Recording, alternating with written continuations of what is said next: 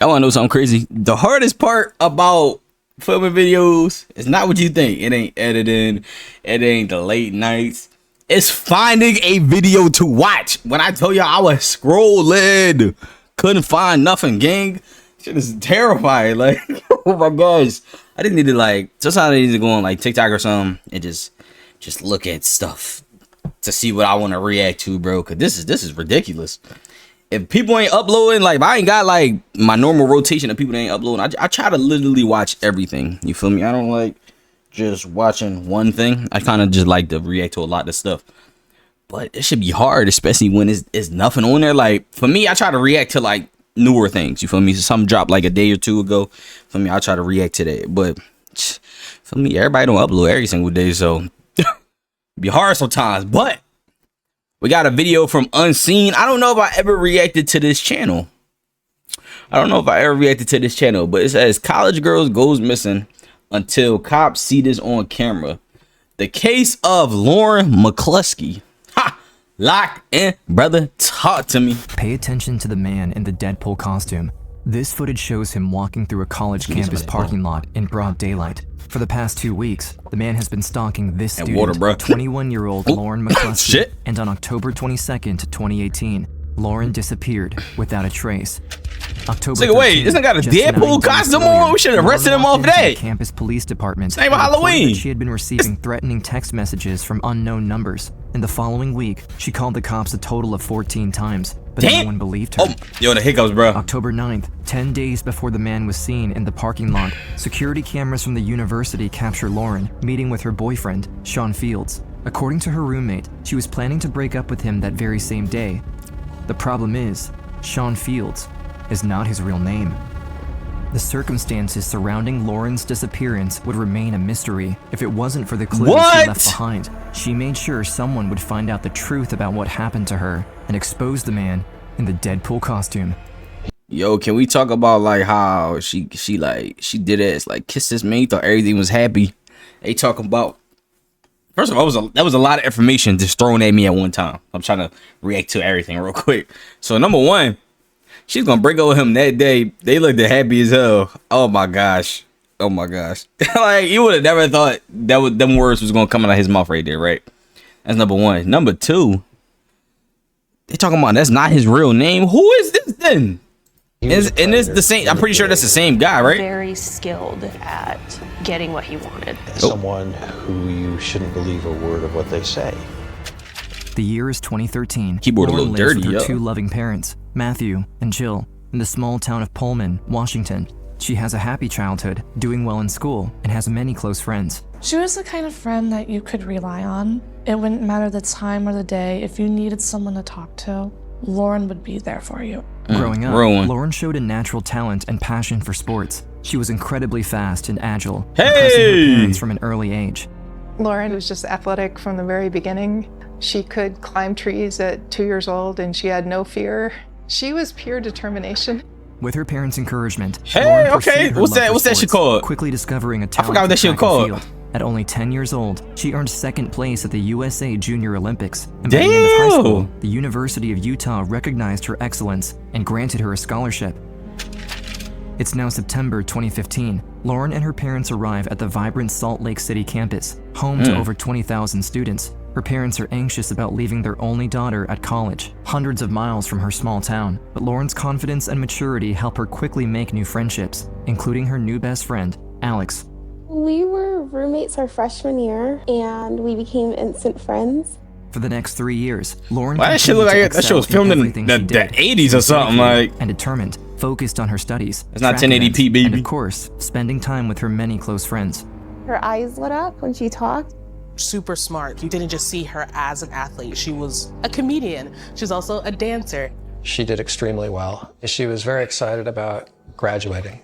But on the night of September 1st, 2018, Lauren's life would change forever. It's the start of her final year of college, and Lauren, having recently turned 21, decides to go out on the weekend for a fun night with her best friend Alex.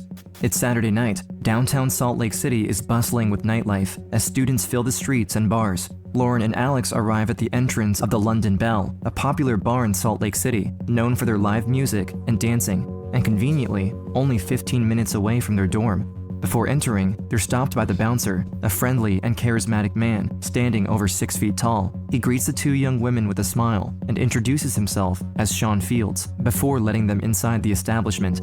I remember him being very huge, very big muscles. Throughout the night, he would come back and pass through and stop and talk to us a few times.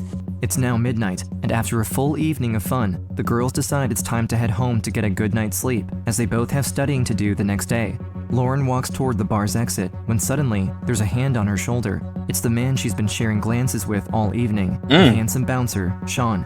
They chat for a bit more, and before saying their goodbyes, he asks her out.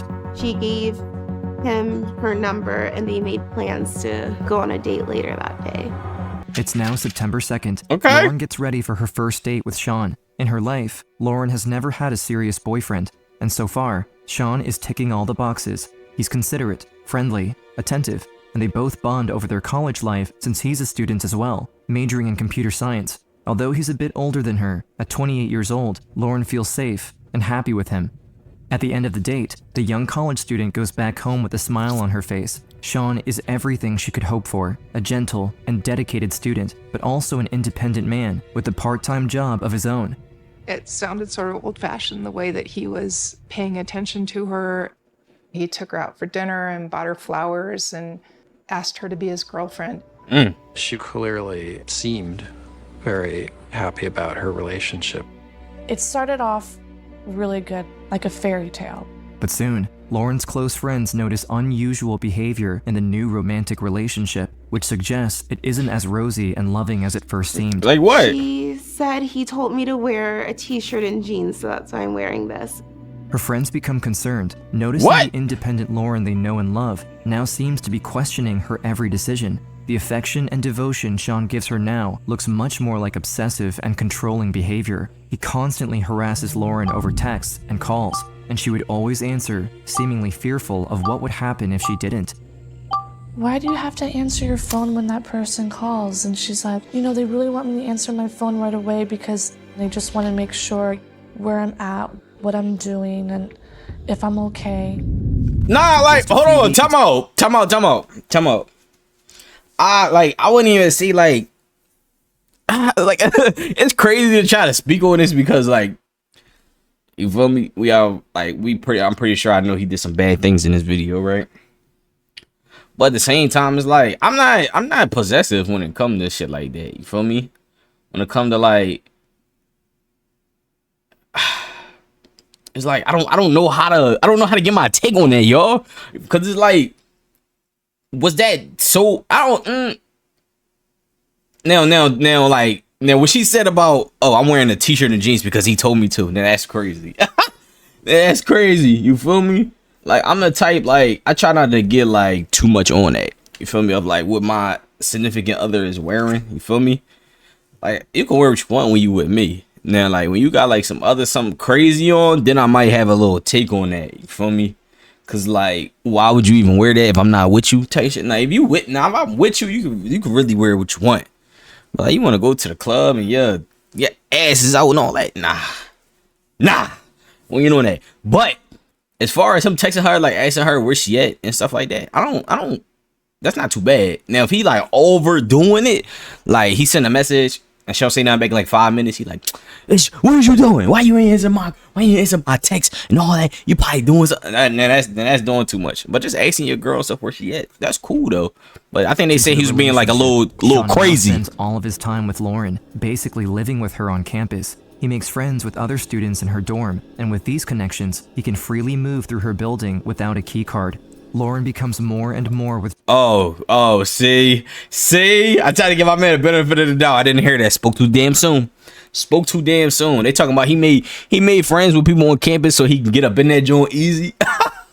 Yo, that's crazy. Always exhausted, and her friends notice. I don't care how much I look like a girl. I'm not doing that. We noticed she was tired. She seemed stressed. You could tell, at least physically in her face, that she was going through emotionally a lot with the relationship. This guy is literally not good for her. October 1st, 1 month after Lauren met Sean, things take a disturbing turn. Sean tells Lauren he wants to give her something. He says it is for her protection. The gift? A loaded military-grade pistol. We would just tell her, What like, the "No, hell? you don't need it. Your safety is fine. If anything, he's compromising your safety." When Lauren's friends hear that her boyfriend wants to give her a gun, they quickly tell their resident assistant, Diamond, a fellow student who works for the university's housing department, exactly what's happening with the new relationship and share their fears surrounding Lauren. You know, it's crazy. All of this is happening within a month of them meeting. Getting her a gun, and then that's when it had passed the point of, oh, this is harmless gossip. I called my first supervisor and asked her, what some steps did you want me to take? Do you want me to call the police?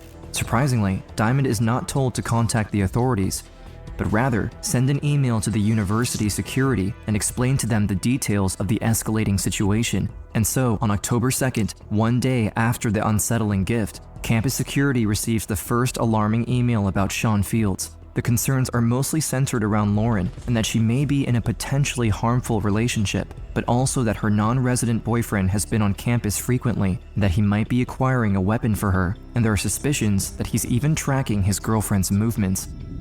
That's crazy. However, days go by, and yet, Diamond's email inbox remains empty. The email is seemingly ignored.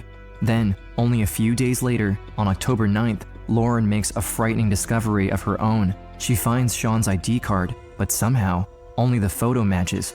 The name and birthday are both wrong. The identity under the photo is of a 37-year-old man named Melvin Rowland. Yo. Lauren immediately begins to investigate, going online to search for his name. She needs to know who her boyfriend really is. She and a friend found a picture that looked like him that was a sex offender. Oh! I'm 100% sure it could be this person. Yo! Based on what I was reading online, that was a really hard offense. Lauren discovers that the name Sean Fields doesn't exist at all, but Melvin Rowland is a real person with an alarming police record. Second and third degree felonies, including enticing a minor over the internet, attempted forcible sexual abuse, and repeated parole violations, landing him back in prison multiple times. So how is he free? What? They just name it off. They just name it off of what's that shit called? Felonies and offenses and shit. How is he free? What? Yo, they failed that girl, bro. From the school to the authorities, they failed that girl, bro. R.I.P. Lauren. No bullshit, Lauren even bro. learns that her boyfriend is currently on parole. I think she did, right? Up with, like, I don't want to a plan assume. for how she should break up with him. It's late in the evening on October 9th. Lauren anticipates Melvin as he's arriving at her dorm any minute. She now knows about his criminal history and wants to end the relationship as soon as possible. Late at night, he enters her that's dorm why she room, was and ending. Lauren summons all her courage to confront him, telling him all the information she has learned. Oh, see. I feel like she should just broke up with him and then took all that shit to the police. Damn. Cause like you threw that back in his face, you already know he crazy, and now that you know who he really is, that probably would have threw him over the edge. He shifts, becoming extremely resistant and aggressive. He denies all his past accusations, but Lauren knows he's lying and remains persistent that their relationship is over. After hours of Lauren pleading with Melvin, he finally leaves. October 10th, the next day, Lauren, now broken up with her boyfriend, believes he's out of her life for good, but that would be far from the truth. She started getting a lot of texts. Many unknown numbers begin messaging Lauren's phone, identifying themselves as Melvin's friends. Each text becomes more alarming than the last, and Lauren, unsure what to do, responds to them, telling them to stop messaging her, blocking the numbers. But more and more new callers keep harassing her, and Lauren responds again, threatening to contact the police if they continue. But unfortunately, the messages only get worse. Although the numbers are unknown, she notices many spelling mistakes and grammatical errors, which are oddly similar to that of Melvin's past messages. One particularly concerning text said that Melvin has just died in a fatal car accident and insists Lauren must attend his funeral. What? On October 12th at 4:23 p.m., 3 days after the break-up, Lauren calls the campus police department, scared that she may be in danger. I've been getting these texts from these numbers of different people. They were saying that he was in the hospital, that he passed away. I got a text about, asking if I wanted to go to his funeral, and I think they're trying to lure me somewhere. All right. I will send a student officer to give you a call. Is that okay? Yeah, sounds good. But no one calls Lauren back. Days That's go by, crazy. the police haven't even provided an update, and the texts continue to escalate. At that point, she had already contacted campus police. It was like, you have to go in person. Saturday, October 13th, we headed to the police department. We went inside. I felt like they weren't taking it seriously. He's a sex offender. He went to jail. And I actually had to Google it myself and hand my phone over to him. I do remember them saying, it's a scam, it's probably a scam. What? She showed them one of the numbers that was sending her messages was the same number Roland had when they were in a relationship together. They tell her that the detective was currently not in the office and that Warren will hear an update by Tuesday. The case was assigned to the on-call detective Kayla Dallov, who, at the time, was actually away on vacation. Although Lauren provides police all of the concerning details, including his criminal history, no one in the campus police department follows up with her claims, and most importantly, they neglect to even check Melvin's parole status, which would have brought much-needed urgency to Lauren's case. Worried she isn't getting the urgent help she needs, the college student goes above campus police and calls the Salt Lake City Police Department, a much larger authority, hoping they can speed things up. University of Police will probably take the case then, just one sec. I've talked to them already, but I just wanted to call you as well. Usually we just take it where you live, and then that agency does a case. Yeah, I was just concerned because I wasn't sure how long they were going to take. Okay, let me get you up to them so they can see what's going on with it. Just one moment. Do you know when an arrest would be made? You can talk to an officer if you want. I can arrange that if you want that. Okay. Yeah, that sounds good. The Salt Lake City police choose to redirect her call back to the campus police once again, who, in over a week since the first notice, have still not made any progress on her case. But Lauren refuses to back down. Over the next few days, she would continue to advocate for her own safety, reaching out to police on over 20 different occasions since she first began exposing Roland's disturbing 20 past. times is crazy. They didn't being harassed, do she's nothing. still getting messages. I know she was nervous. It's October 19th. Melvin had recently bought a Deadpool costume. The comic book superhero movie Deadpool 2, starring Ryan Reynolds, had come out earlier that year, and Melvin was planning to wear this outfit on Halloween in just a few weeks. But in this footage, captured just 10 days after Lauren broke up with him, Melvin is seen lurking around campus, his identity concealed, secretly searching and stalking Lauren. At 4:02 p.m., Lauren has no idea that her ex-boyfriend is stalking her right around the corner. Notice how he holds a small black bag. Police would later discover hidden inside the bag was a deadly weapon, a fully loaded .40 caliber Beretta. 3 days later, on October 22nd, Melvin is captured again by multiple security cameras, lurking around the campus, looking for Lauren once more, and holding the same black bag. 8 p.m. later that same day, Lauren finishes her last class and heads back to her dorm alone like any other night. While walking, Lauren calls her mom back home in Washington State. The family routinely calls each other almost every day to chat about their day and the overall updates about how things are going. She sounded positive and, telling me that she was going to go home and finish an assignment. Matthew and Jill, both hundreds of miles away, are talking with Lauren on speakerphone when suddenly, both parents hear strange noises over the phone, and then the sound of someone yelling. She must have gotten tackled or something because I hear the phone fell to the ground. We were yelling, "Lauren, Lauren." I kept calling for her and she didn't answer. I knew that her life was in danger at that time. I took the landline and dialed 911. Hi, my daughter, Lauren McCluskey, was talking to her mom. It sounded like someone might have been grabbing her or something. We were scrambling, trying to figure out where she might be. All units attempt to locate a suspect involved in possible kidnapping. The victim is Lauren McCluskey. Police, after weeks of Lauren's calls, finally take the case seriously. I bet they fucking do. That's crazy. Woman, searching the area as fast as possible, but nothing turns up. Lauren's parents keep calling the police. Everyone is now on the lookout for Lauren. At that moment, police might have just received their first lead when authorities get a phone call from a student who found something while walking through the campus. Hi, I just found a whole bunch of stuff spread out all over the ground and a phone that had an active call. I picked it up. Where is that backpack out? Can you get a location for me? Police find Lauren's personal belongings scattered all over the ground, but she's still nowhere to be found. Dozens of cop cars and police dogs surround the area, setting up a perimeter. Worried students across the campus start asking questions. No answers. What were they looking for? What was going on? They're getting multiple calls from students wanting what we want students to do. The campus staff issues a shelter-in-place alert and releases a description of the prime suspect, Melvin Rowland. A manhunt begins. Police broadcast his face on television, hoping someone will recognize him. The clock is ticking, and Lauren is still nowhere to be found.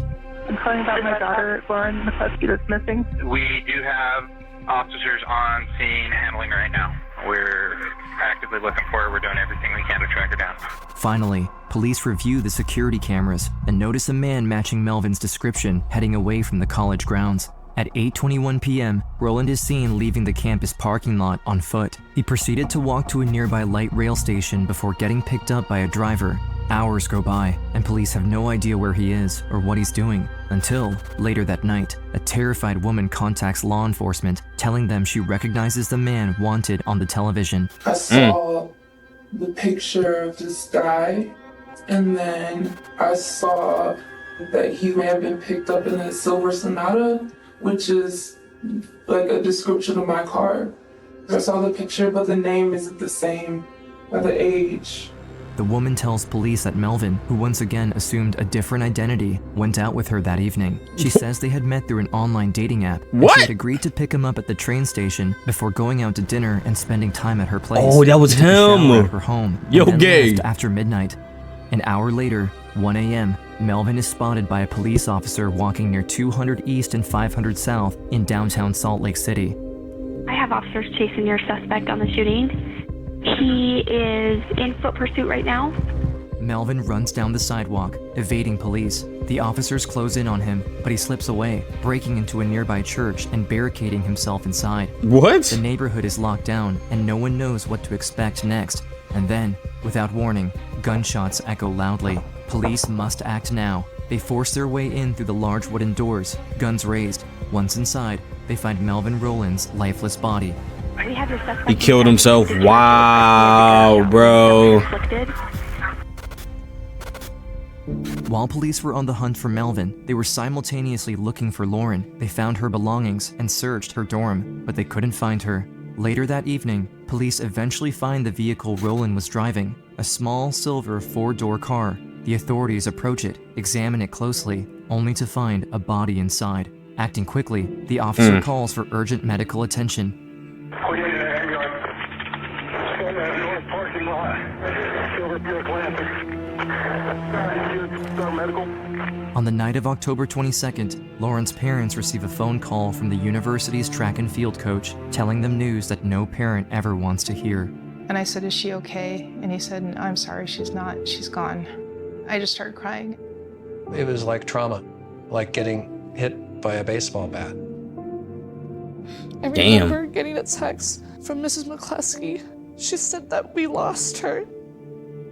She said that Lauren had been shot. I just remember going outside and just looking up in the stars and just hoping, I hope you didn't suffer, Lauren, and that you weren't in pain. Lauren's parents and her friends are in disbelief. The whole school community is in a state of shock.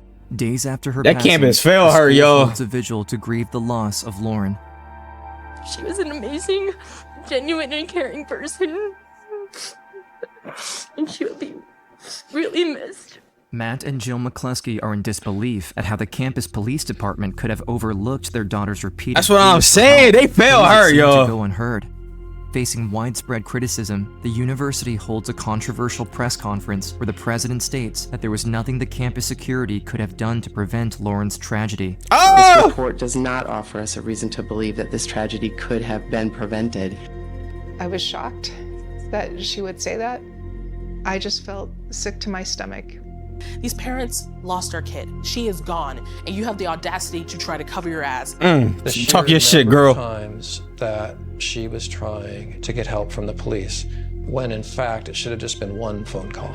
Outraged by the university's response and driven to ensure nothing like this ever happens again, the parents file a lawsuit against the university. Yes, sir. believing Get that it failed bag. to protect their daughter and hoping to reform the university and create positive change in her name. I do not want to be in this world without Lauren, but being stuck here, I have no choice but to try to make this world better. Yes, sir. Matthew and Jill McCluskey create the Lauren McCluskey Foundation with a mission to bring campus reform and enhance the security of students across the world. All the proceeds of this settlement will go to the Lauren McCluskey Foundation. It will make the world better and make the students across the country much safer. This tragedy has sparked an incredible movement that's captivated communities across the nation. Yeah. You can see some of the signs left by protesters here on the windows of the DA's building.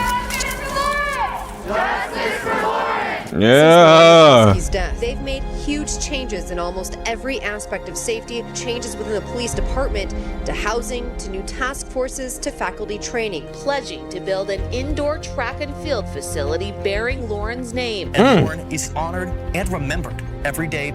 Women must be believed and taken seriously when they ask for help. When there is a situation, if someone tells you what's going on, that you respond with urgency. The family created what would become known as Lauren's Promise. A promise Damn. that I will listen and Damn. believe you if someone is threatening They you. did that. They promise, did that. taking root in communities nationwide. To increase awareness of the problem. This is not your fault that you're in this situation, and it's okay, let's talk about it and let's do something about it. I've had students come to me and say, because of Lauren's Promise, I'm alive. Yeah, shout out her parents, man. They did that, man. The damn cops. Let me hear something. Let me see something. The fact that she was practically begging the cops to do something is crazy. That's what I said, bruh. That's what I said, gang. She shouldn't have had to call that many times. She called over 20 times, and y'all still failed her. That's crazy. They talk about now that she got kidnapped and it got reported. Now they want to actively get on the case. I bet y'all do. Y'all waited too late. Y'all could have arrested that man. Like y'all could have. Like, you feel me? Or just gave her some type of protection, bruh. Like, yeah, that's the end of the video, man. Make sure y'all like, comment, subscribe, and whatnot. R.I.P. Lauren McCluskey, man. No bullshit. Glad her parents doing something with that, though. They cooked up with that. They made all these foundations, track and fields, programs and stuff. Yeah, they did that. I ain't gonna lie, they did that. Love y'all, man. Catch y'all next video, bro. We out.